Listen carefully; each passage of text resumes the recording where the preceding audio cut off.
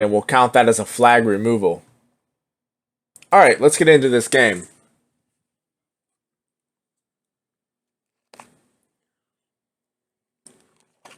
Bucharest, are you Hungarian? Or are you just a fan of the city?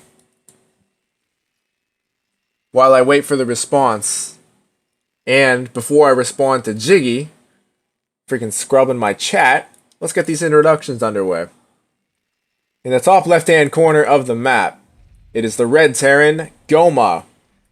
His opponent, from the inimitable, unstoppable, DoD clan, it is Nakamura. Remember when I beat you on NA 2 times? Does that make it? How does that make it 5?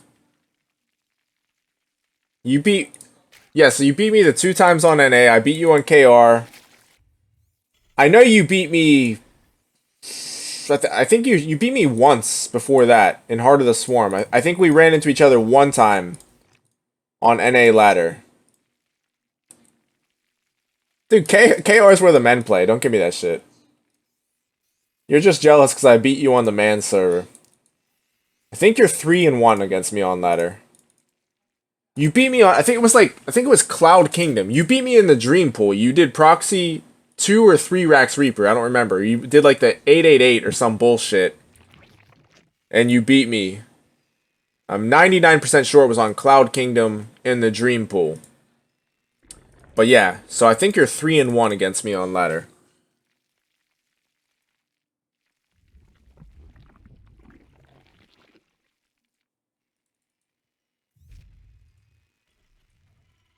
Alright. I'm going to let Jiggy continue popping off in the chat while I continue casting this game. Because we're getting underway here. The Spox that knows what Jiggy's all about.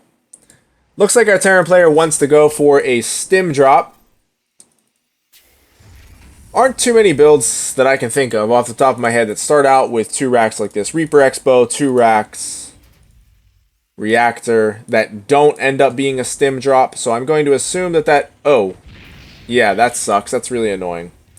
Especially with a build that is super tight, like a stim drop build. Even losing those 25 minerals, it's not going to be a huge deal, but it is going to be a bit irritating. Goma wisely keeping his Reaper back, waiting for any kind of pool first. I was about to say Fool first, which I think equally applies. The Fool first build with, 6 to 10 lings, something like that, coming in to pick off the SCV building the command center. After that timing passes, Goma's sending out his Reaper. He's going to get a scout. Looks like Nakamura's going up for his 3rd base now.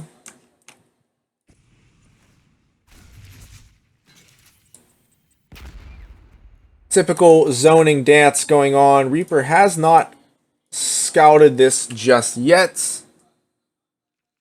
The Spox, are you serious? 2 base Muta and then 2 base Nidus Swarm Host. Yeah, that is brutal, man. Reaper does get a scout on a 3rd base. Nakamura playing everything standard so far. It is, of course, a stim drop build as expected. The Spox, did you watch on stream the other day when I went against 2 base Lurker? That was yesterday, actually. 2 base Lurker. Dude got a lair at... Shoot, I don't even know what it was. Like 4:30, roughly around there. Might have... no, it was 4 minutes. Because my Reaper hopped up in at like 3:50 because there was no 3rd base. But yeah, it was like a 3:50, roughly. 3:45, 3:50 lair. Straight into 2 base Lurker. Could not believe it. I lost to it.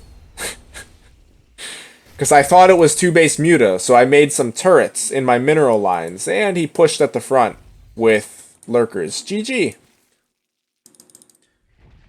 Yeah, I could not believe it. I was freaking out. Just couldn't believe what... I had no idea what was going on. When I found out, I wasn't happy and couldn't believe it. Yeah, it sucked. Anyway, this is a pretty tame sort of build prior to the actual push. This supply block, though, is definitely going to hurt Nakamura.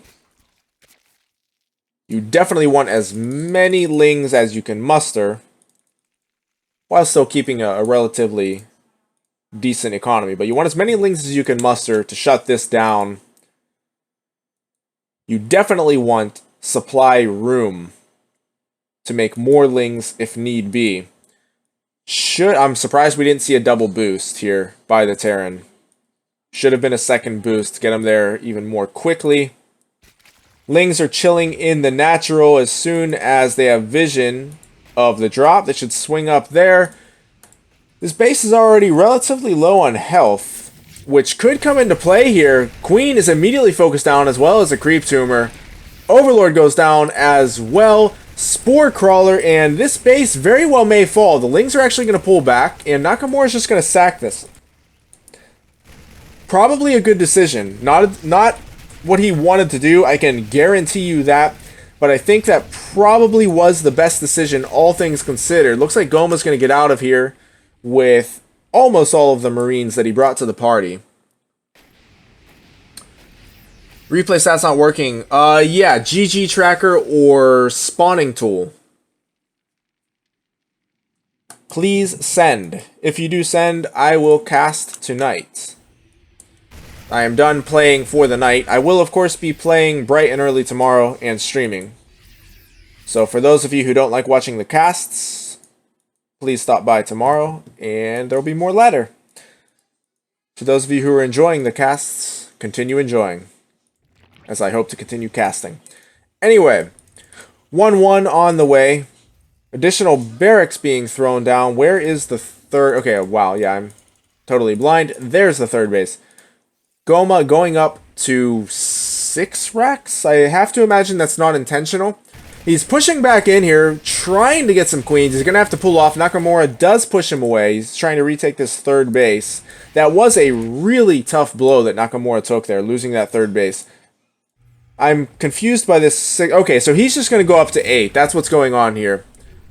He's just kind of adding the racks one at a time after 5. So he's going to be up to 7. He should throw down an 8th shortly. Armory is well timed. Goma's playing this pretty darn well. I think Naka said he checked his profile after he's an ex-GM player. But he's playing very solidly here. Has lost almost nothing. And has done quite a bit of damage with his initial build. Nakamura is not even fully saturated at his third base yet. He's just been pumping out units to try to push away the drop to reclaim his third. 327 lair in the Swarm Host game and 252 lair in the Muta game. Oh my goodness, that is disgusting, man. I think I'm gonna be sick. Do we have an 8th racks? No, we're actually just sticking on 7. I think, is there a second factory? Also no. So just one factory, 7 racks, a bit abnormal. Thor's actually being produced off of that factory. Supply block, this is, yeah, okay, looks like we had a call down of supply because there were no supply depots in production. Scan goes down ahead. We have a secondary force waiting to pop in here. Some creep tumors being cleared. Nakamura is going to send his Ling Bane and Lings for the surround. Banelings do clean up quite a few Marines. Nice defense there from Nakamura, whose 2-2 is actually somewhat significantly ahead of the 2-2 of Goma. There will be a window of about 40 seconds where Nakamura will have an upgrade advantage. Spire just completed. Perfect, Jiggy. That's the kind of replay I want to cast. Lings come in, easily force a liftoff.